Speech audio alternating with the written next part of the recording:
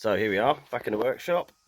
First time I've had a look at the truck since the last round, after snapping the motor in half, or it splitting in half I should say. I thought I'd have a go at seeing if I could make it better. So I gave it a little bit of a lube up, and I stuck the can in my big vise, and she's gone back together no problem, and the rotor was spinning nice and freely. So I thought, you know what, I'm going to have a go. I'm going to quickly solder that back in the car, and success, mate. The little lights should be cycling on the ESC to show me that the sensor board is all working fine. If it focuses, there you go. Do you see that on the right hand side by the VC just flashing? That's showing you that the Hall effect sensor is firing or getting the signal or whatever. So nice and smooth acceleration, nice and smooth, and it absolutely rips. She still rips, man.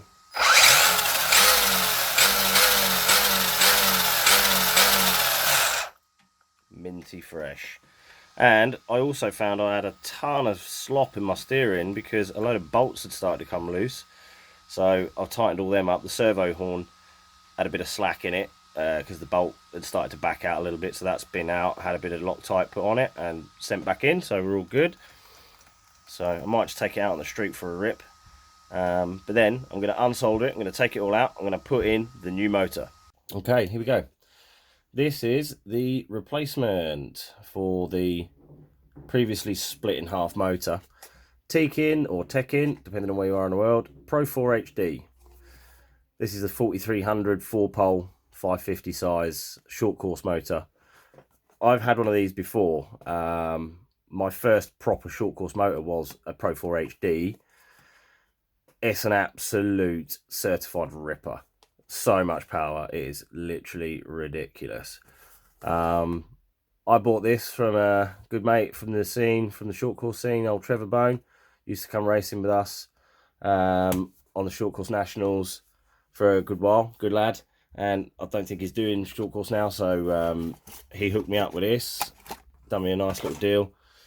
It was a brand new motor. It's never been ran. They used it as a sort of a spare, so it already had the motor mount plate fitted on the front of the motor there, and you know, it was all ready to go. It was all ready to rock and just stick in the car, but it never actually used it. They did take the rotor out of it and put it into another motor that had failed, but then they replaced the rotor with another brand new rotor, so we are as good as new basically. So I just need to unsolder the, what is that, that's Hobbywing. Unsolder the Hobbywing, take that out. So you got a couple of bolts, you got one in the top, one in the bottom of the, that holds the motor mount into the clamp. You've got the pinion gear to take off, take the actual motor mounting plate off the motor, and then we're good. And then basically motor mount plate goes on the front of there, stick it in the car, bolt it down, pinion on, solder it in. Happy days. So let's get to it, let's go.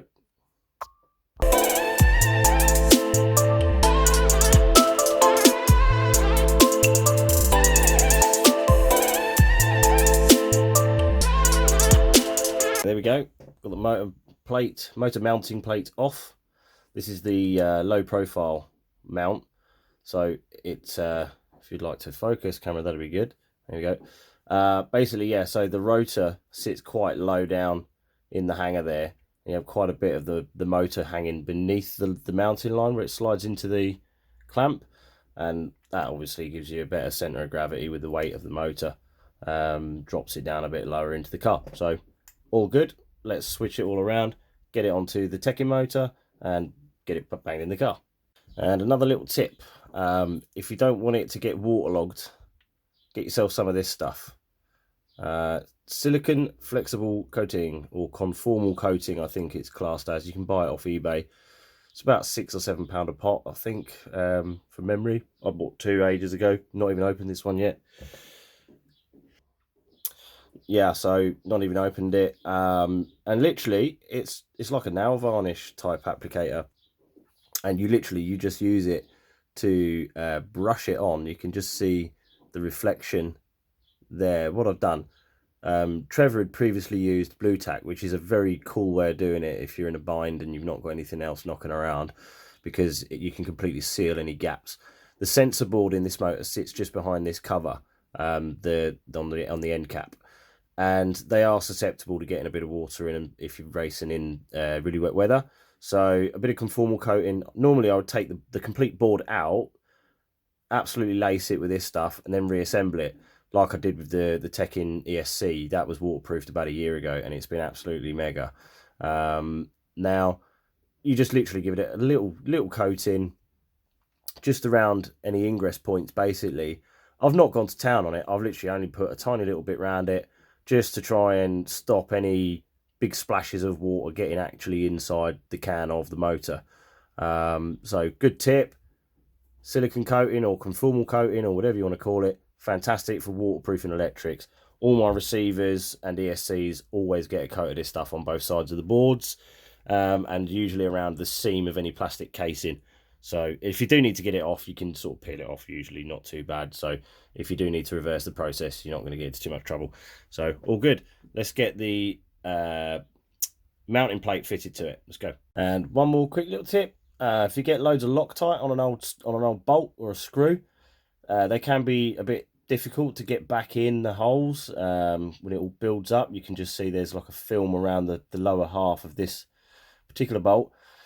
All I use is a pair of mole grips and a wire wheel, and I just spin the wheel and we get rid of the stuff, get rid of the old crap off of it.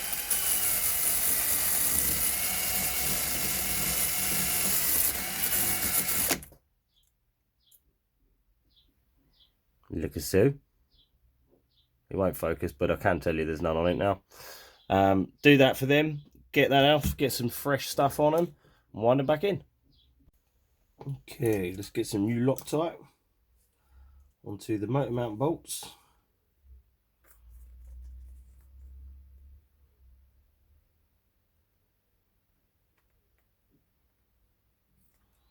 There's one.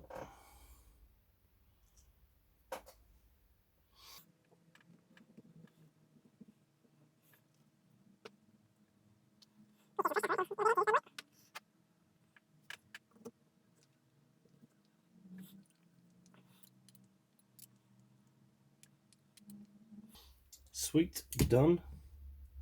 So now all you do is you drop that into the car like so. In fact, do the sensor lead first.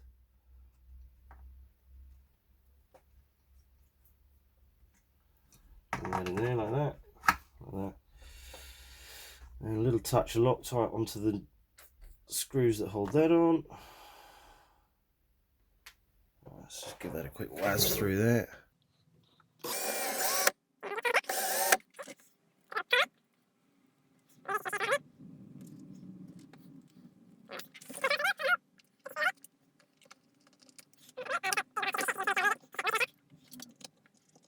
Pinion gear, currently running an 18, is it? Yeah, it's an 18 pinion.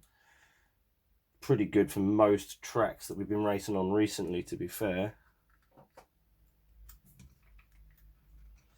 Spin the rotor shaft around so you can see the flat section, so you can get the pinion grub screw buttoned down onto it. Tighten that bad boy up on there. Then set the mesh. I tend to do the mesh just by feel these days. You get it mostly where it needs to be. First time on that. Feels pretty good to me. The good thing about a Mod 1 pinion style is they've got really big gaps in the teeth. So it allows you a little bit of freedom when setting your mesh. You don't have to be so mega precise like you would do like a 48 in a buggy or a touring car or something like that. They generally use a 48 pitch. Old Traxxas Slash and stuff like that, they tend to use a 32. So, right, cool. We're ready to do some soldering now. Let's get set up. Okay, cool. We're ready to do some soldering. So a couple of quick things we're going to do first. I'm just going to tidy everything up. So I'm going to clean off the wires because where they've been soldered on and off a bit, they've gone a little bit brown on the ends. what I tend to do with that is I use a bit of brake cleaner. I just literally group the wires all together, give them a little spray with the old brake cleaner, one of my favourite things, and then just give the wires a wipe over, and that usually is enough to get rid of any discoloration, and also brings them up nice and clean again, like so. And also the shape of the wires has sort of been distorted a little bit from when I put it onto the spare Hobbywing motor. The spare Hobbywing motor is a weird one actually. It's got completely different solder tabs on. Doesn't actually have a tab as such. Focus. There you go. It doesn't have a tab as such. It just has this like blade, and then you have to try and get them on there. I've got them on, but it's a bit tricky. So at least with the Tekin, you have a proper solder post. So we're just going to tin the iron, get a bit of flow going, a little bit of heat in there, and then I can just, once it's hot, give it a little pinch.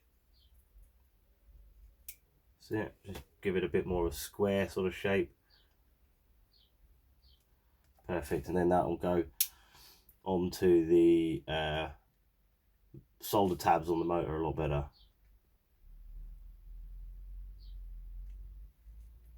There we go.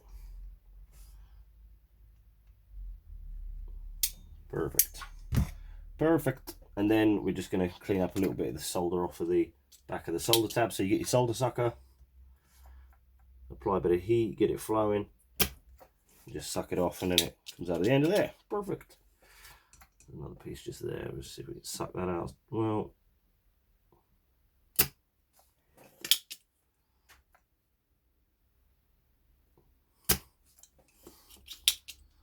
lovely. And we're just going to put a little fresh dob of solder on each of the tabs. I'm just going to, are they touching? Yeah, we're going to have to clean that up a bit more because it looks like there's some solder touching between the two tabs just there.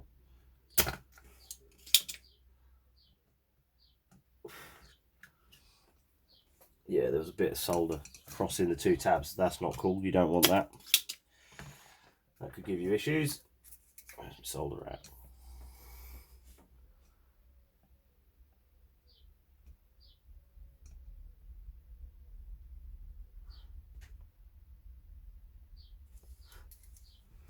Nice, looking nice. So here we go. So do the C wire first because it's furthest away. I find it easier to do it this way around. Get some flow. Make sure the solder on the tab is flowing through the wire. Beautiful. Get our B wire on there.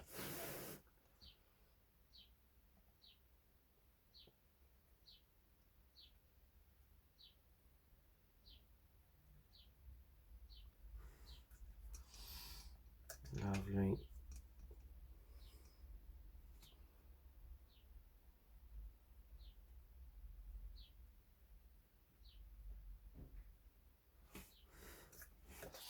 We are done. In.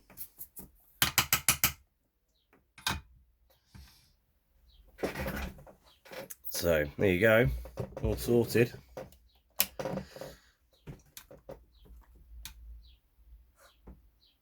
Nice new motor, all soldered in. Lovely.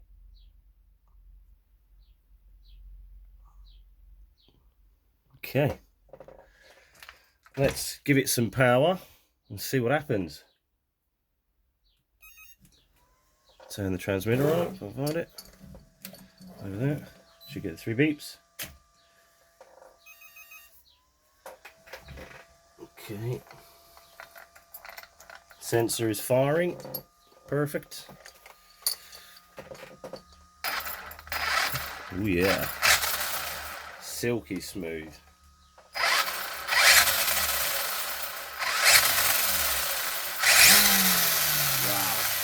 That's some power in there.